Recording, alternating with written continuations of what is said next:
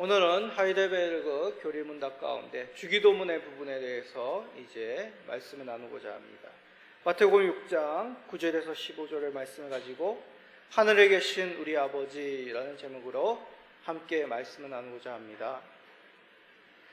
우리 성도님들 설 연휴 잘 보내셨습니까? 이번 설 연휴는 이제 주일이 껴 있어가지고 저 같은 경우는 어른들을 찾아뵙지 못하였습니다.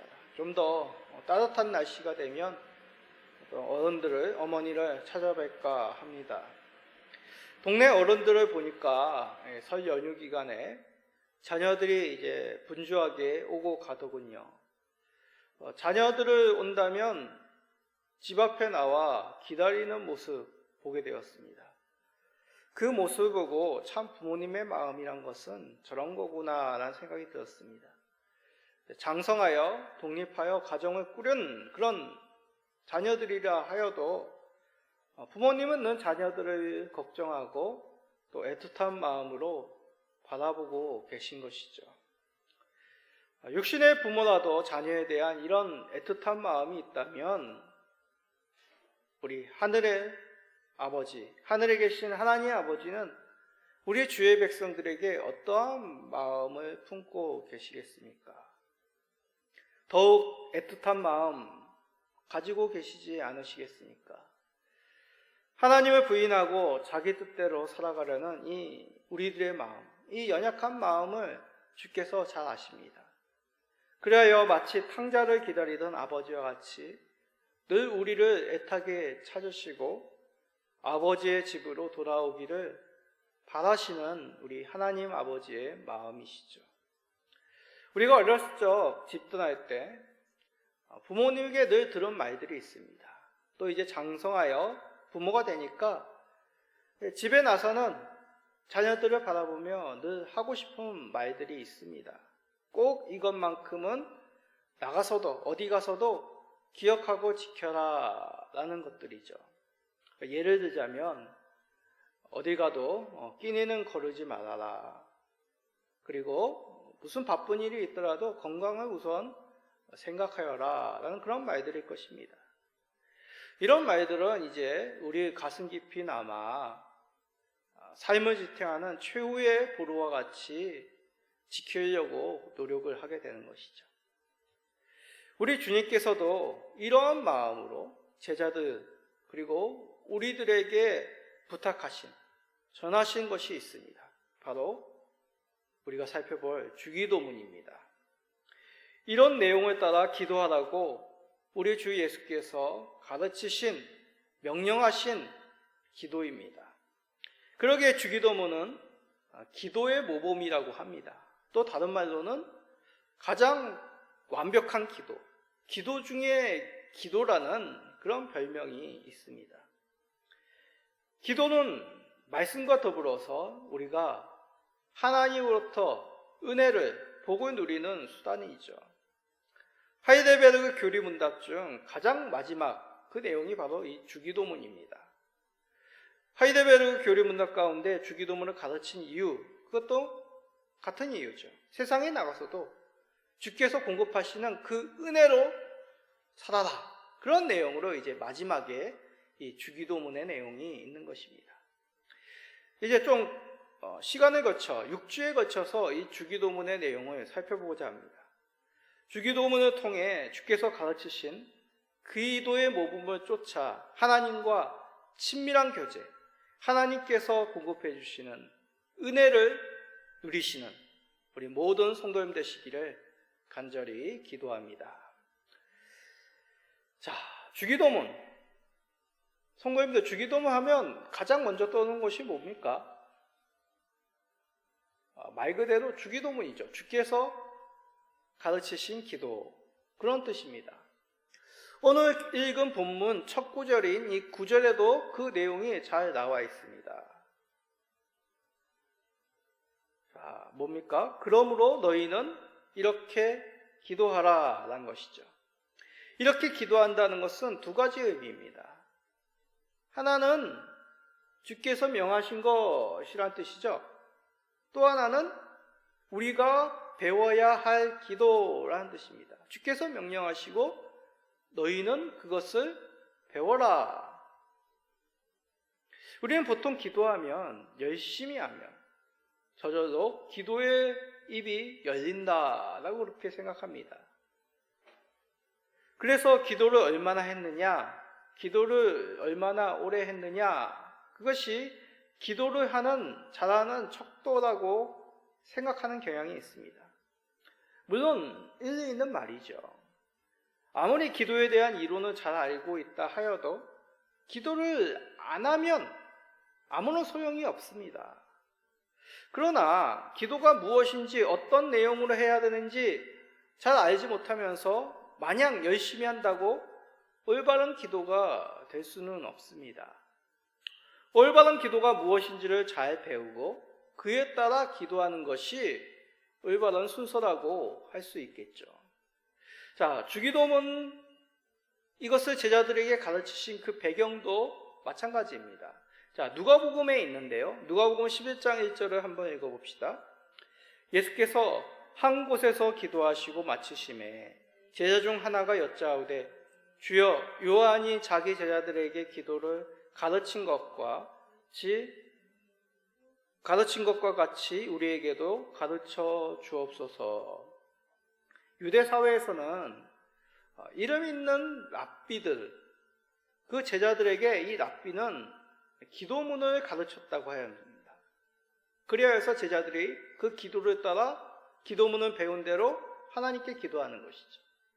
세례 요한의 제자들도 마찬가지입니다. 세례 요한도 제자들에게 기도문을 가르쳐줬고 세례 요한의 제자들은 그 기도문의 내용으로 하나님 앞에 기도한 것이죠.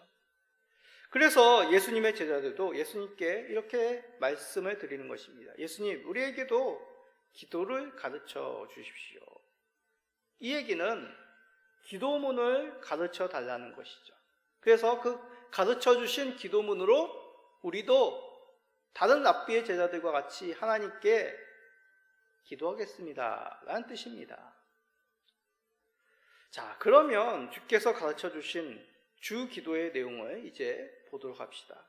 자, 앞에 있는 화면에 있는 표를 참조해 주시기 바랍니다. 어찌 내용이 보이십니까? 글씨가 너무 작은 것 같은데. 자, 크게 네 부분으로 나누어집니다.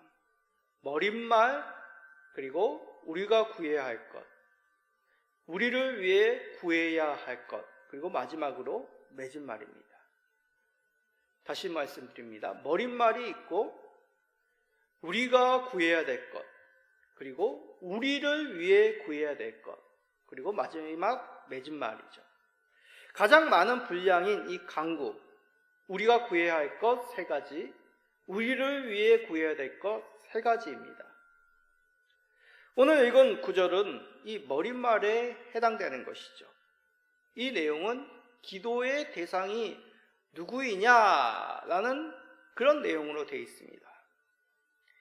이렇듯 우리는 주기도문을 통해 우리가 하나님께 드려야 할 기도의 내용을 배우게 됩니다. 우리도 넓은 의미로 예수님을 따르는 제자들이며 예수님께서 가르쳐 주신 그 기도를 따라 기도하는 것, 이것이 바로 우리의 삶이 되어야 합니다. 예수님께서는 직접 제자들에게 삶으로 또한 이러한 내용으로 기도를 가르쳐 주셨습니다. 생각해 보십시오. 우리 예수님은 공생애 가운데 때와 장소를 가르지 아니하시고 기도를 하셨습니다. 사람들이 몰려오는 정신없는 순간에 그 바쁘신 때도 따로 나가 한적한 곳에서 기도하셨습니다. 십자가를 지시기 전 그 괴롭고 두려운 일 앞에 우리 주님은 겟세마네에서 힘써 기도하셨습니다. 독생자이신 누구보다도 하나님의 친밀한 우리 예수님께서, 아니 하나님이신 우리 예수님께서조차도 아버지 하나님께 나아가 기도하셨다는 것이죠. 그러면 우리는 어떻게 사는 것이 옳은 것이겠습니까? 주께서 보이시고 가르치신 바대로 시간을 내어 하나님께 기도하시는 우리 성도님 되시기를 간절히 부탁드립니다. 이제 주기도문의 첫 부분 머릿말에 해당하는 내용을 한번 봅시다. 9절 중반절입니다. 하늘에 계신 우리 아버지여. 자, 내용이 그렇게 길지가 않죠. 짧습니다. 그러나 이 짧은 내용도 자세히 보면 이 내용이 세 가지 부분으로 나뉘어져 있음을 보게 됩니다. 자, 헬라어는 이 어순이 반대입니다. 어순이 바뀌는데 어떻게 바뀌냐면 아버지, 우리, 하늘에 계신 이 순서대로 헬라어는 되어 있습니다. 자, 이를 통해 기도의 대상인 하나님과 우리의 관계가 어떤지 분명히 알게 되죠. 하나님은 우리의 아버지가 되십니다. 구약 성경에도 하나님께서 자주 자신을 가리켜 이스라엘의 아버지라 그렇게 말씀하셨습니다. 자, 대표적인 출애굽기 4장 22절을 봅시다. 너는 바로에게 이르기를 여호와의 말씀에 이스라엘은 내 아들 내 장자라. 애굽의 바로왕 앞에 모세를 보내어 이스라엘은 나의 장자다 그렇게 하나님께서 말씀하셨습니다. 바로가 하나님의 장자인 이스라엘을 놓아주지 않았죠. 하나님께서는 이런 바로와 애굽을 치심으로 모든 사람들에게 만방에 바로와 애굽은 말할 것도 없고 이스라엘과 모든 만방에 하나님이 언약 백성의 이스라엘의 아버지이심을 나타내셨습니다. 이스라엘은 이 사건을 통하여 이 구속의 사건, 출애굽의 사건을 통하여서 하나님을 경외함을 배웠습니다. 그러나 타락한 우리들의 본성, 이 사람들의 본성, 이스라엘의 본성은 어떠하였습니까? 하나님에 대한 두려운 마음이 앞섰죠. 그래서 하나님을 이들은 아버지라고 부를 수가 없었습니다.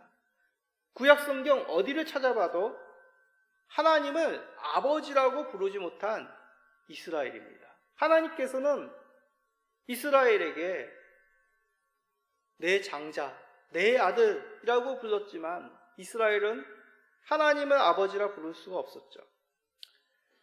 만약 예수님이 아니시라면 우리는 지금까지도 하나님을 감히 아버지라고 부를 수가 없었습니다. 왜요? 죄된 본성으로 두려운 마음으로 하나님을 아버지라 부를 수 없는 것이죠. 전적인 예수 그리스도의 공로요, 예수님의 가르침으로 말미암아 우리가 하나님과 회복되었기에 우리는 하나님을 아버지라 부를 수 있는 은혜를 얻게 된 것입니다. 하이델베르그 교리문답은 이 내용을 잘 가르쳐주고 있습니다. 자, 120문의 질문에 그리고 답에 잘 기록이 되어 있습니다. 역시 좀 글씨가 작은데 한번 읽어볼까요? 질문입니다. 그리스도께서 왜 하나님을 우리 아버지로 부르라 명하셨습니까? 자, 그에 대한 답입니다. 그리스도께서는 기도의 첫머리에서부터 우리 마음에 하나님께 대하여 어린아이와 같은 공경심과 신뢰를 불러일으키기를 원하셨는데 이것이 우리 기도의 기초입니다. 하나님께서는 그리스도로 말미암아 우리 아버지가 되셨으며 우리가 믿음으로 구하는 것에 대해서는 우리 부모가 땅의 좋은 것들을 거절하지 않는 것보다 훨씬 더 거절하지 않으실 것입니다. 내용이 길지만 내용이 어렵지 않습니다. 하나님께서는 이 주기도문 통하여 얼마든지 좋은 것을 구할 수 있는 통로를 마련해 주신 것이죠. 그 내용을 그리스도께서 가르쳐 주신 기도의 첫 부분에 기록하고 있다는 것입니다. 하나님을 우리 아버지로 부름으로 어린아이와 같이 우리가 하나님에 대한 공경심, 신뢰를 가지게 됩니다. 우리는 이 주기도문을 시작하여 늘 이러한 사실을 깨닫게 되는 것이죠. 아, 하나님께서 우리의 아버지가 되시는구나. 얼마나 든든하십니까? 아버지가 된다는 것이 무슨 의미입니까? 이제 나는 아버지를 이어 상속자가 된다는 의미입니다. 이 땅의 부모는 여러분들에게 만족이 되지 못하는, 때로는 실망이 되기도 합니다. 그러나 우리 하나님 아버지는 그렇지 않다는 것이죠. 만물의 주가 되신 우리 하나님께서 저와 여러분을 상속자로 삼으셨습니다.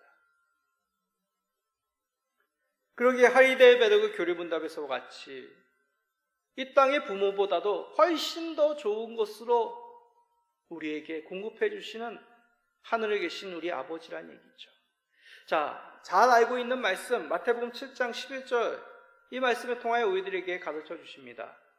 너희가 악한 자라도 좋은 것으로 자식에게 줄 줄 알거든 하물며 하늘에 계신 너희 아버지께서 구하는 자에게 좋은 것으로 주시지 않겠느냐.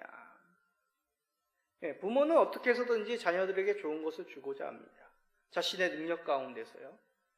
그러나 만물의 소유주이신 우리 하나님께서 그 본성에 따라 우리들에게 좋은 것을 주실 수밖에 없다라고 말씀하신 것입니다. 그러니 하나님을 더욱 찾고 더욱 부르짖고 신뢰할 수 있다는 것이죠. 하나님을 친근히 여길 수 있는 것입니다. 아버지 하나님을 찾을 수 있는 것입니다. 저도 이것을 삶을 통하여, 이 신앙의 삶을 통하여 경험해왔고 경험하고 있습니다. 그 증거가 뭘까요? 바로 이 자리에 있는 우리 가족입니다. 제 아내, 우리 자녀들, 하나님이 제가 구한 것보다 더 좋은 것으로 한 가족 되게 하셨습니다. 이건 빈말이 아닙니다. 물론 세상의 기준으로 본다면 우리가 사람인지라 내 눈에 안 찰 때가 있죠. 그러나 누구보다도 나를 사랑하고 나의 가장 큰 힘이 되어지고 응원하는 가족, 세상에 어디 있습니까?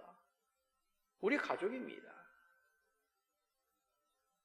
이렇듯 하나님께서는 나에게 가장 좋은 것, 가장 잘 맞는 것, 가장 필요한 것을 공급해 주셨습니다.